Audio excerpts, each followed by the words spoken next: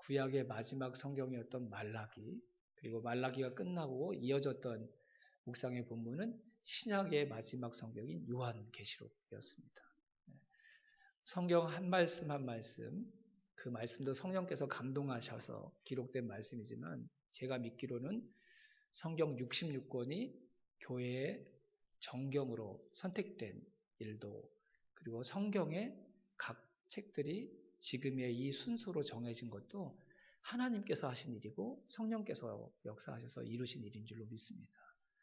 정경 66권이 정해진 게 어느 날 아침에 그냥 이걸로 해요 이렇게 해서 정해진 게 아니라 수백 년의 헤아릴 수 없는 많은 종교회의를 거듭거듭 한 결과로 선택된 것이 성경의 66권이었고, 그 순서 역시 임의로 개인이 정한 것이 아니라 수많은 교회 지도자, 또 많은 성도들이 기도해서 그 열매로 하나님께서 주신 것이 바로 이 성경의 66권의 순서입니다. 그래서 제가 볼 때는 성경 각 권의 각 내용들을 통해서도 우리가 은혜를 받을 수 있지만 이 66권의 순서나 이 세워진 질서 이런 걸 통해서도 우리가 얼마든지 조언을 받을 수가 있습니다. 예를 들면 이런 거죠. 사복음서가 끝나고 그 다음에 어떤 성경이 오죠, 여러분? 마태, 마가, 누가, 요한, 사도행전. 네. 무슨 의미일까요? 사복음서를 통해서는 복음이 무엇인지 풍성하게 증거해 주고 나서 그 복음을 받은 자들이 살아갈 삶은 어떤 삶인가? 그 답이 뭘까요, 여러분? 사도행전이죠. 정말 예수 그리스도, 그분을 통해 구원받은 그분의 복음을 들은 사람들, 만난 사람들이 살아가야 될 삶이 어떤 삶이라는 거예요? 이 땅에 교회를 세워나가는 삶이다. 사도행전 뒤에는 뭐가 나오죠, 여러분? 사도행전 로마서. 로마서는 왜 사도행전 뒤에 나올까요?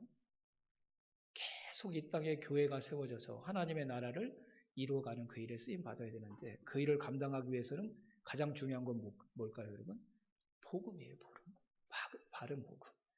교회가 끝까지 붙들어야 될 것이 바른 복음임을 그 사도행전 뒤에 로마서와 이어지는 것을 통해 우리가 교훈으로 얻을 수 있는 것이죠. 왜 구약의 마지막 성경이 말라기일까? 또 신약의 마지막 성경이 요한계시록일까? 말라기니까, 계시록이니까 이게 아니라 한 번쯤 생각해 봐야 돼요. 그리고 구약의 마지막 성경인 말라기의 마지막 말씀은 과연 어떤 의미일까? 왜냐하면 말라기의 말씀 이후로 400년 동안 하나님께서 공식적으로 하나님의 계시를 주신 적이 없습니다. 그래서 말라기 이후의 400년을 구약에서 신약으로 넘어가는 중간기 이렇게 얘기도 하지만 400년 동안 하나님께서 공식적으로 계시한 적이 없으시다. 하나님께서 계시하시기 위해 세우신 선지자가 없는 시대다. 그래가지고 침묵의 세기다 이렇게 얘기해요. Silent centuries, 그래서 침묵하는 시기, 세대, 시기 그렇게 얘기를 하는 겁니다. 암흑기라고도 얘기를 하고요. 또 요한계시록을 주시고 나서는 지금까지 거의 2000년 동안 다른 계시가 없죠. 요한계시록과 이 말라기를 묵상하면서 그런 마음이 들었어요. 400년 동안 하나님이 말씀해 주시지 않는데 하나님의 백성들이 어떻게 살아갈 수 있지? 이 세상에서. 2000년 동안 하나님께서 말씀해 주시지 않는데 이 땅의 교회와 그 교회를 이루는 그리스도인들이 어떻게 하나님이 침묵하시는 그 시대를 살아갈 수 있을까? 저는 말라기와 요한계시록 안에 그 답이 있다고 믿었습니다. 그리고 답이 진짜 있는 것 같아요. 하나님이 침묵하실 때는 하나님의 백성들이 어떻게 살아야 할까? 우리가 제일 두려워하는 게 뭔지 아세요, 여러분? 고독과 침묵입니다. 근데 하나님은 하나님의 뜻을 가장 분명하게 우리에게 전달하시기 위해 말씀도 하시지만 침묵하심으로 하나님의 마음과 뜻을 우리에게 증거하시고 알려주실 때가 참 많습니다. 그리고 그리스도인들이 정말 바른 그리스도인들이 되고 건강한 그리스도인들이 되려면 이 침묵을 잘 기대하고 사용할 줄 아는 사람들이 되어야 돼요. 제가 여기서 1분 동안 말 안 하면 무슨 일이 일어날까요? 여기서 저를 쳐다보다가 갑자기 옆 사람을 쳐다보기 시작할 거고 조금 있다가 웅성웅성 소리가 나기 시작하고 뭐 그럴 거예요. 하나님이 우리가 생각하는 것보다 훨씬 많은 시간 저와 여러분의 인생 가운데 침묵하실 때가 많습니다. 개인적으로는 그렇게 간절히 기도하는데 기도하실 때마다 하나님께서 그 기도의 응답은 이거다 이렇게 바로바로 말씀해 주시고 그러나요? 거의 대부분 침묵으로 반응하실 때가 많죠. 그래서 우리가 정말 신앙생활을 하기 위해서 꼭 풀어야 될 숙제가 뭐냐면 하나님이 침묵하실 때 나는 어떻게 살아야 되지? 하나님이 분명하게 지금 내가 해야 될 일을 말씀해 주시지 않았을 때 그때 나는 성도로서 그리스도인으로서 어떤 삶을 살아야 될지 여기에 대한 분명한 답을 가지고 있어요.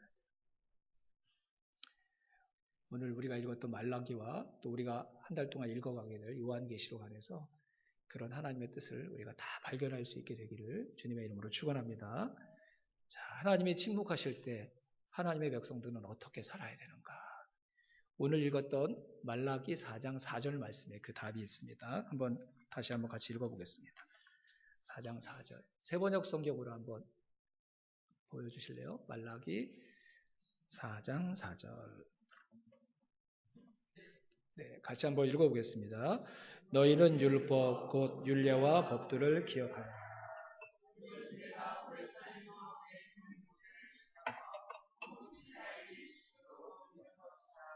아멘. 이게 진짜 구약의 마지막 말씀 중에 마지막 말씀인데, 그러니까 이 말씀은 곧 앞으로 400년 동안 침묵할 때 이스라엘 백성들이 그 400년 동안 어떻게 살아야 될지 지침이 되는 말씀이기도 한 거예요. 하나님께서 해주신 답이 뭐였죠, 여러분?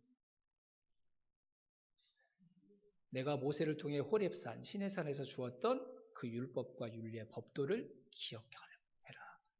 하나님께서 주신 말씀이었습니다. 자, 따라해 봅시다. 침묵의 시대에 어떻게 살아야 되는가? 따라해 봅시다. 기록된 말씀을 가지고 살아갑니다. 기록된 말씀을 가지고 살아갑니다. 하나님이 침묵하시니까 나는 어떻게 살 수 없어. 어떻게 살 수 있는 방법이 없어. 난 무엇을 해야 될지 모르겠어. 이게 아니라 하나님은 뭐라고 말씀하세요? 이미 기록된 말씀. 이미 너희들을 위해 기록하여 우리에게 주신 그 말씀을 기억해서 살아가라는 것이죠.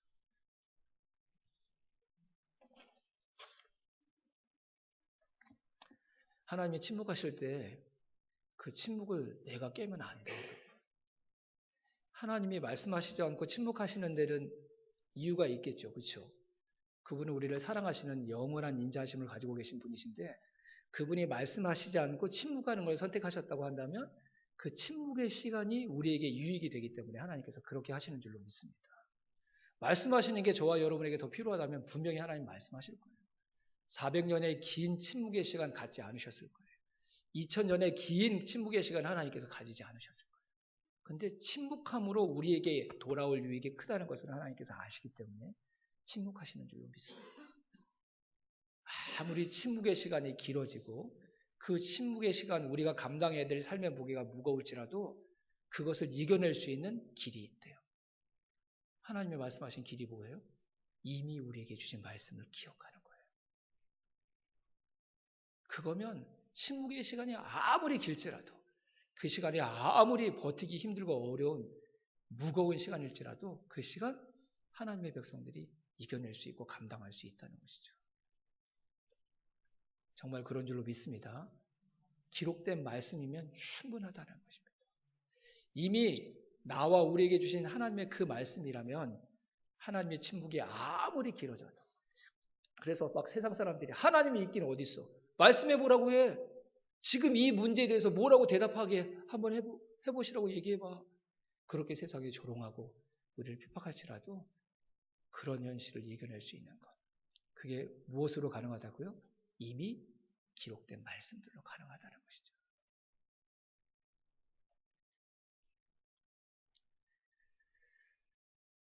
이미 기록된 말씀으로 우리는 오늘 우리에게 닥치는 그 어떠한 문제도 충분히 이길 수 있다는 것. 감당할 수 있다는 것.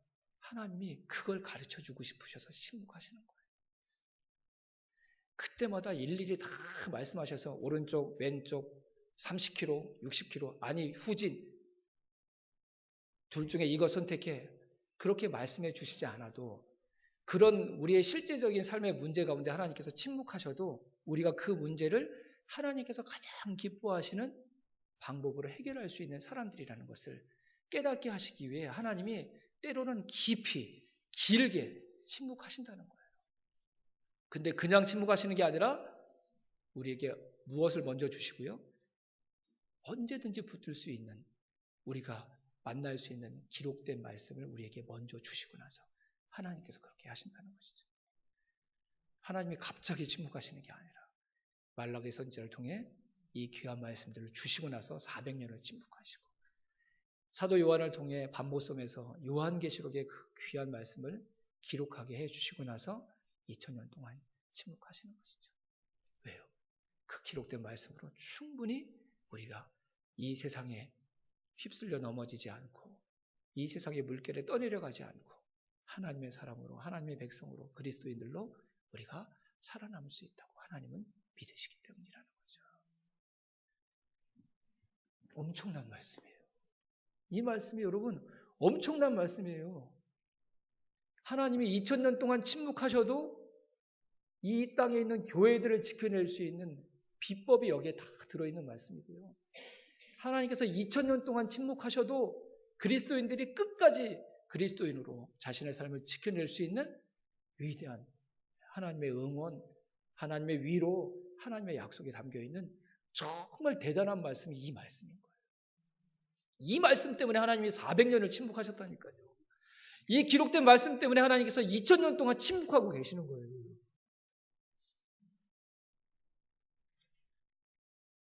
근데 이 말씀을 열어보질 않아요. 그러고 힘들다고만 얘기해요.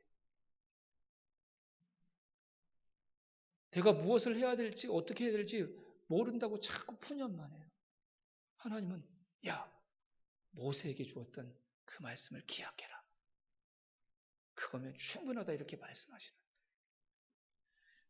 그래서 이 귀한 말씀을 우리가 가까이 놓고 늘 접하고 보고 읽고 묵상하지 않으면 그러면 그 침묵이 우리에게 너무 힘든 시간들이 될 수밖에 없어요. 이 말씀이 하나님이 나를 위로하시기 위해 나에게 주신 위로의 말씀인 줄로 우리가 다 믿게 되기를 주님의 이름으로 축원합니다. 세상에 아무리 우리를 힘들게 하고 근데 그 힘든 시간에 하나님이 내 곁에 안 계시는 것처럼 느껴지는 그 상황 속에서도 이 말씀 때문에 우리가 그 어떤 순간도 이겨낼 수 있는 놀라운 하늘의 능력이 이 말씀 가운데 담겨 있다는 것, 우리가 다 기억하고 살아가는 하나님의 사람들이 될 수 있기를 주님의 이름으로 축원합니다. 가까이 해야 합니다. 그래서 이 말씀이 우리를 살리는 것입니다. 하나님이 침묵하셔도 하나님이 여전히 나의 하나님이라고 고백할 수 있는 그 삶은 이 말씀을 펴서 보는 사람들, 이 말씀을 늘 읽으려고 자기의 시간을 하나님 앞에 드리는 사람들, 그리고 이 말씀이 증거되고 선포되는 그 예배를 소중히 여기는 사람들, 그들의 삶에 이 말씀을 통해 침묵의 시대를 살아갈 수 있다고 하나님께서 말씀하시는 그 말씀이 진리라는 것을 그런 사람들의 삶을 통해 하나님께서 반드시 경험하게 해 주실 줄로 믿습니다. 다른 거 도전할 필요 없어요. 마지막 때는 우리 말씀 같이 읽죠. 이 말씀 같이 붙들죠. 말씀에 있는 그 자리에 우리 함께 나가시죠. 내 열심으로 마지막 때에 살아남는 게 아닙니다. 하나님이 우리에게 이것으로 살라고 말씀하셨으면 이 말씀으로 달려나가야죠. 내가 생각하는 아무리 좋은 방법이 있을지라도 그건 내 방법일 뿐이에요. 하나님께서 침묵의 시대에 어떻게 살라고 말씀하셨어요? 이미 기록된 그 말씀 기억하면서 살라고 하나님께서 말씀하셨기에 우리가 하나님의 말씀대로 하나님의 방법대로 한다면 그 침묵의 시대가 아니라 내가 정말 가장 하나님의 백성답게 살아가게 될 복된 시간들이 될 줄로 믿습니다. 말씀 가까이 하는 거룩한 마음을 이 시간 하나님께서 성령님을 통해 저와 여러분의 마음속에 부어주시기를 주님의 이름으로 축원합니다. 침묵의 시간, 하나님이 침묵하시는 그 시간은요, 우리를 통해 하나님이 가장 세상에 잘 보여질 소중한 시간입니다. 말씀을 기억하라는 말, 그 말이 무슨 뜻일까요, 여러분? 모세를 통해 하나님께서 시내산에서 주셨던 그 율법과 말씀을 기억하라. 이 말은 그냥 그 말씀만 기억하고 끝나라는 말씀일까요? 그 말씀을 주신 이유가 뭐죠, 여러분? 그 말씀대로 살라는 것 아니었을까요, 여러분? 하나님이 침묵하시는데 이미 나에게 주셨던 그 말씀을 깊이 기억하며 그 말씀대로 우리가 그 힘든 시간 하나님의 말씀에 순종해서 살아간다면 그때처럼 하나님의 백성들이 밝게 빛나는 때가 없습니다. 하나님이 침묵하는 시대인데 세상에 하나님의 사람들을 통해 가장 하나님을 분명하게 볼 수 있는 때가 하나님께서 침묵하시는 시대입니다. 왜 그럴까요, 여러분? 한 가지 예만 들어서 말씀을 드릴게요. 지난 수요일 날 제가 그 힘든 11조 설교를 했는데 안 들으신 분들은 오해할 수 있는데 11조 꼭 해야 됩니다. 그런 설교를 한 게 아니라 다른 차원의 설교를 했어요. 하나님께서 말라기 이 3장에서 그 말씀을 하셨는데 이스라엘 백성들이 하나님으로부터 멀리 떠났다.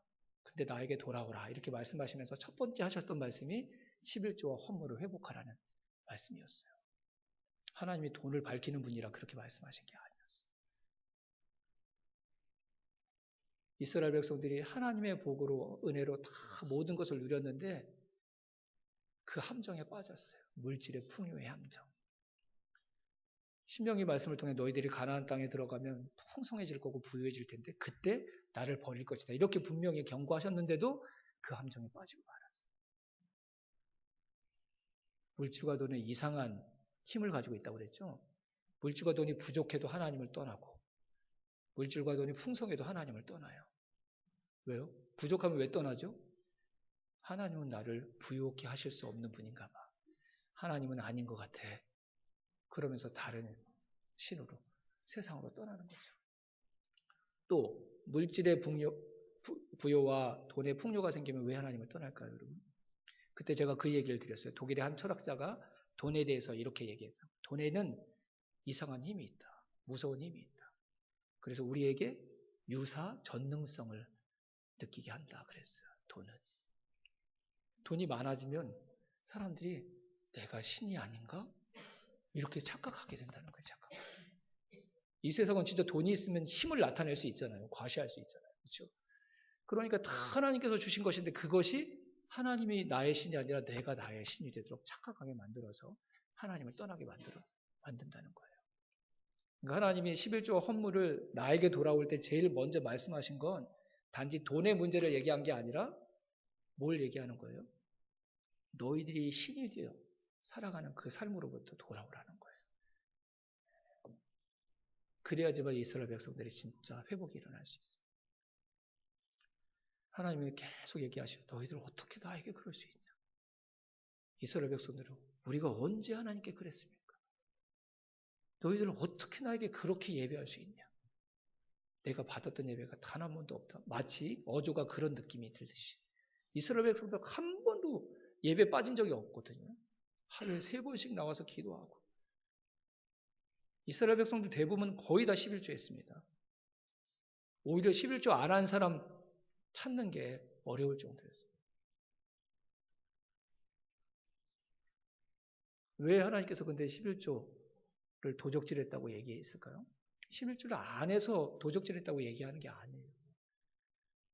11조는 뭐 고민해야 될 문제가 아니에요. 나의 모든 것이 하나님의 것인데 왜 그걸 하나님께 되돌려드리는 것을 고민해야 됩니까, 여러분? 하나님은 그런 사람들에게 얘기하는 게 아니에요. 그건 당연한 일이죠. 밭이 있는데 그 밭의 수확물 중에 일부는 수확하지 말고 남겨두라고 말씀하셨어요. 그렇죠? 왜요? 왜 그렇게 남겨두라고 했죠? 고아와 과부, 나그네들을 위해. 먹는 게 없어서 하루를 살기 어려운 사람들에게 그 식량이 되도록 그걸 남겨두라고 했어요. 근데 그거 남겨두면서 이렇게 생각하면 안 돼요. 나 착한 일을 했어. 나 선한 일을 했어. 뭐 그게 착한 일이고 선한 일입니까? 다 하나님의 것인데 하나님의 것 일부를 남겨두라는 게 그게 착한 일이에요? 당연히 해야 될 일이죠. 그건 내게 아니고요. 내게 아닌 거예요. 나머지 밭에 있는 모든 수확도 내게 아니에요, 여러분. 내가 뭐 이런저런 이유와 뭐 핑계거리를 만들어서 나는 어려운 사람들 많이 도와주니까 다른 일에 많이 내 재정을 사용하니까 11조는 안 해도 돼. 그런 논리 피면 안 돼요, 여러분. 그것의 주인이신 하나님이 말씀하시면 그대로 해야 되는 거죠. 하나님이 11조 안 한 사람들에게 내 거 도적질해서 이렇게 말씀하시는 말씀이 아니에요. 말라기의 말씀. 제가 뭐라고 말씀드렸죠, 수요일날? 하나님이 원하시는 정신으로 하지 않은 11조도 다 하나님 것 도적질한 거예요. 하나님이 11조 갖다 어디다 사용하신다고 분명히 말씀하신 줄 아세요? 신명기 때. 너희들이 11조 하면 고아와 과부 나그네 그리고 오직 나를 위해 헌신하는 나의 종들 레위인들을 위해서 내가 그들을 먹여 살리는데 그걸 사용하겠다고 말씀하셨어요. 나의 것 가지고 그렇게 하시겠다는 거예요. 그냥 11조 탁 하고 끝나는 게 아니에요, 여러분. 11조 하면서 뭘 생각해야 돼요? 하나님, 제가 하나님의 명령에 순종해서 드린 이 11조가 그렇게 힘든 사람들, 어려운 사람들이 정상적인 삶을 살아가는데 기묘하게 사용되게 해달라고 기도해야 돼요. 그 기도 안 하면서 11조가 아니라 15조 하는 분들 하나님의 것 다 도적질한 거예요. 액수가 중요한 게 아니에요, 여러분. 이걸 왜 해야 되는지 모르고 하는 것. 하나님 그것도 다 책망하시고 지적하셨거든요. 하나님은 그 11조 가지고 뭐 하시겠다는 거예요? 모든 사람들이 함께 잘 사는 하나님이 꿈꾸시는 그 세상을 만들어가기 위해 우리에게 하나님의 것 중에 10분의 1을 다시 하나님께 되돌리라고 말씀하셨던 거예요. 예수님도 11조에 대해서 얘기하실 때 율법학자들과 바리새인들 그 11조를 책망하시면서 말씀하셨죠. 이 율법학자들과 바리새인들은 11조 대단하게 했던 사람들입니다. 텃밭에 났던 열매의 10분의 1도 11조 했어요. 집에서 콩나물 키우시는 분들 11조 하신 적이 있으신가요? 전월순 집사님이랑 옥상에서 깻잎 키우시고 그러는데 그 10장 나오면 한 장은 하나님께 드려야 돼요. 바리새인들 다 그렇게 11조 했어요. 11조 안 한 사람들이 아닌데 예수님께서 그들의 11조를 잘못됐다고 비난하시고 책망하셨거든요. 왜 그렇게 하셨죠, 여러분? 11조 안에서가 아니라니까요. 그 뒤에 이렇게 말씀하시죠. 더 중요한 율법인 공의, 정의와 자비를, 인애를 행하는 그 일로 너희들이 해야 된다. 그걸 하지 않았다고 얘기하시는 거예요. 성경에서 말하는 공의가 뭐라고 그랬죠? 정의, 실은 지금 얘기하는 것과 꼭 다릅니다. 여러분. 공의와 자비라는 말이 거의 같은 의미예요. 이만큼 잘 사는 사람들이 좀 자기 거 희생해서 저 골짜기에서 사는 사람들의 삶을 채워줘서 함께 더불어 잘 사는 세상을 만드는 거예요.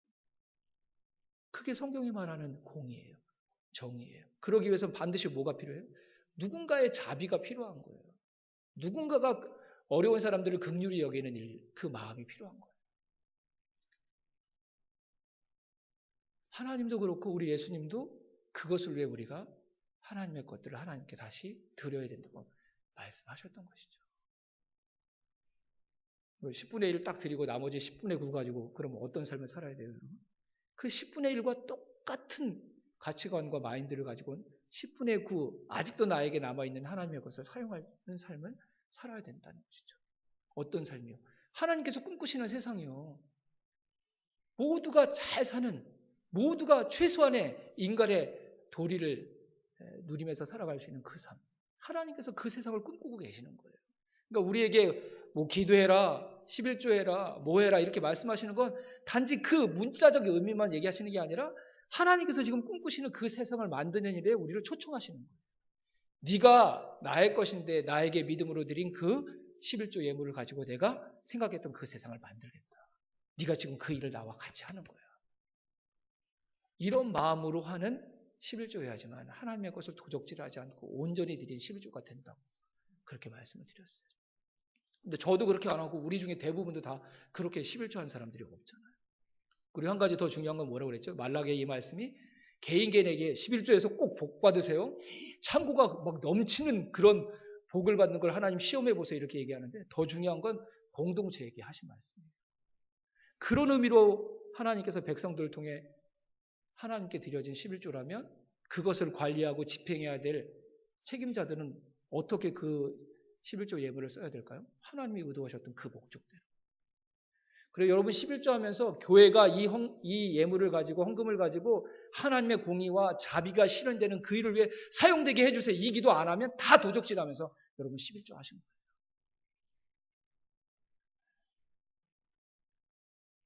그런 기도 해야 되는 거예요, 여러분. 그리고 교회를 감독해야 돼요. 두 눈을 뜨고. 정말 교회가 그런 일에 전심전력으로 해서 하나님의 귀한 예물을 쓰고 있는지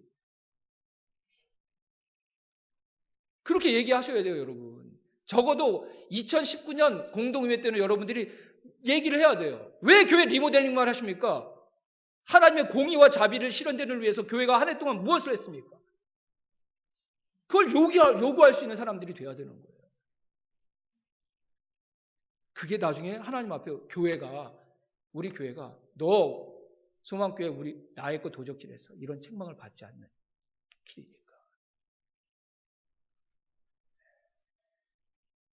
여러분 보세요. 하나님이 이미 기록해 주신 말씀과 율법대로 살아가면 어떤 일이 일어날까요? 여러분? 하나님이 꿈꾸시는 세상이 이루어지는 귀한 하나님의 역사가 일어나는 줄로 믿습니다. 그러니까 미래, 계시, 종말 이런 거 얘기하면 현실과 동떨어진 엉뚱한 삶을 살아가는 것처럼 생각하는데요. 아니에요. 성경이 말하는 계시와 종말에 대한 생각들은 그런 게 아니에요. 요한계시록의 내용이 무슨 내용이죠, 여러분? 그 당시 세상으로부터 핍박받고 그러니까 이거 신앙생활 계속 해야 돼요? 교회를 떠나는 게 더 낫지 않을까? 도미니티우스 황제가 그때 다스리고 있을 때인데 막 교회를 그리스도인들을 핍박하고 누구에게 다 자기를 신으로 다 자기 앞에 절하고 자기에게 굴복하라고 얘기하니까 교회와 그리스도인들은 너무 힘든 거죠. 근데 하나님은 역사하시지 않는 것 같고 그런 침묵의 시대를 살아가고 있는 그들에게 하나님께서 주셨던 선물이 뭐냐면 기록된 하나님의 말씀인 요한계시록이었던 거예요. 요한계시록의 궁극적인 내용이 뭘까요, 여러분? 자세한 내용들을 알려면 너무 힘들고 어렵지만 분명하게 아는 건 뭐죠? 분명히 영적인 전쟁이 일어날 것이다. 두 세력 간에 어린 양과 하나님을 대적하는 영적 세력. 어린 양은 근데 누구시죠? 예수 그리스도. 또 그 여인으로 나오는 그 존재와 영적으로 악한 세력들과의 전쟁이 일어날 것이다. 그 여인은 누굴 얘기하죠? 교회. 이 마지막 때에 그런 영적인 전쟁이 일어날 거예요. 그건 분명한 거니까 그건 우리가 아멘하고 다 믿어야 되고 받아들이는 거죠. 그리고 그 결과가 어떻게 된다는 거예요? 누가 승리한다는 거예요?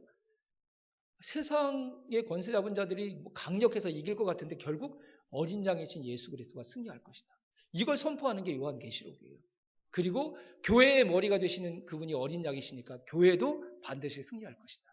이게 요한계시록의 주제인 줄로 믿습니다. 근데 그 싸움의 방법이 언제고 어디서 싸우고 어떻게 싸우고 이거 가지고 이제 따지면 진짜 중요한 핵심 메시지를 놓치는 거예요. 그거는 다 의견이 분분해. 그런 거에 초점을 맞추지 마시고 분명한 싸움이 있을 텐데 결국 그 승리는 누굴 것이다? 어린 양 예수 그리스도와 교회의 것이다. 지금 세상에 짓눌려 살아가고 있는 교회와 성도들에게 이 기록된 주님의 말씀을 전해주시는 거예요. 어떻게 하라고요, 여러분? 그 반드시 미래에 찾아올 분명한 그 승리를 붙들고 어떻게 하는 거예요? 현실 도피해가지고 그날까지 숨어 있으라는 걸까요, 여러분? 아니에요. 이 주신 말씀 가지고 오늘을 다르게 살아가라는 거죠. 세상 앞에 비굴하지도 말고 세상 앞에서 좌절하지도 말고 세상의 통치자가 이 세상을 다스리는 것 같지만 그래서 요한계시록의 본론이 시작하기 전에 사도 요한을 어디로 데려가요? 하늘로 데려가서 온 세상을 지금도 살아계셔서 다스리고 계시는 어린 양 예수 그리스도 그분의 영광스러운 통치의 모습을 딱 보여주는 거예요. 봤지? 로마 황제가 아니라 예수 그리스도가 지금도 세상을 다스리고 있어. 그분이 세상을 이기실 거야. 교회가 승리할 거야. 그러니까 좌절하지 마. 다시 일어서 주님에게 속한 사람처럼 살아가. 그분이 교회와 그분을 따르는 사람들에게 말씀해 주셨던 이미 기록된 그 말씀들을 붙들고 살아가라고 말씀하시는 거죠. 이미 기록된 말씀대로 살아가면 세상 앞에 현실을 도피하는 비굴한 그리스도인들은 이 세상에 한 명도 없게 됩니다. 왜요? 하나님이 꿈꾸시는 그 공의로운 세상을 위해 비록 현실이 힘들고 어려워도 그 하나님의 그 나라를 함께 세우고 나간다는 자긍심 때문에 현실의 어려움에 굴하지 않고 그 주신 말씀대로 살아가려고 계속 하나님의 백성들은 노력하면서 살아갈 수 있기 때문인 것이죠. 그래서 침묵의 시대에 기록된 이미 주신 하나님의 말씀을 붙들고 그 말씀에 순종해 살아가는 하나님의 백성들은 더 찬란하게 빛나게 됩니다. 다 자기 유익을 위해서 살아가는데 함께 더불어 잘 사는 나라를 만들어 가자고 말씀하신 하나님의 나라를 바라보면서 그 기록된 말씀에 순종해 살아가는 그리스도인들. 세상의 매력이지 않겠어요, 여러분? 다 내 가정, 내 일, 내 인생만 챙기고 있는데 목원들의 인생이 온전히 세워지기 위해 그들을 위해 눈물 흘리면서 기도하고 내 삶을 기꺼이 희생하는 목자, 목녀의 삶을 살아가는 그들의 삶이 찬란하게 빛나지 않겠습니까? 이 마지막 때.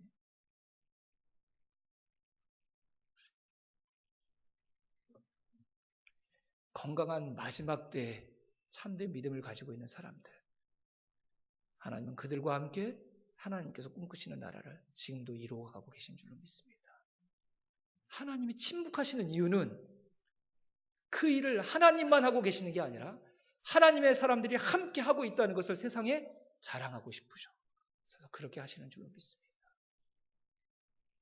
그분이 얼마나 우리를 믿으시면 그 영광스러운 일에 우리가 동참할 수 있도록 하나님께서 한 걸음 뒤로 물러나셔서 저와 여러분들을 겉으로는 침묵하시는 것 같지만 저와 여러분들이 세상에서 가장 빛나는 가장 건강한 그리스도인 되기 위해 가장 성실하게 가장 뜨겁게 저와 여러분 한 사람 한 사람의 인생을 돕고 계신다는 사실을 저와 여러분이 기억할 수 있게 되기를 주님의 이름으로 축원합니다. 하나님의 침묵은 저와 여러분을 위한 것입니다. 어떠한 상황에서도 이미 주신 그 말씀을 붙들어가는 성도의 가장 바른 삶을 살아가라고, 그리고 그 삶을 통해 하나님의 나라를 함께 이루어나가는 하나님의 소중한 동력자가 바로 저와 여러분이라고 세상에 알리고 싶으셔서 그렇게 말씀하기를 좋아하시고 말씀으로 저와 여러분의 걸음걸음을 인도해 주시기를 원하시는 하나님께서 침묵하셔서 저와 여러분에게 이 복된 삶의 기회를 허락하고 계시는 줄로 믿습니다. 여러분, 하나님의 침묵 앞에 좌절할 것이 아니라 나를 향한 더 깊은 사랑을 깨닫고 이미 주신 그 말씀대로 더 힘있게 살아가서 하나님께서 꿈꾸시는 그 날을 함께 이루어가는 저와 여러분의 삶이 되기를 주님의 이름으로 축원합니다. 기도하겠습니다.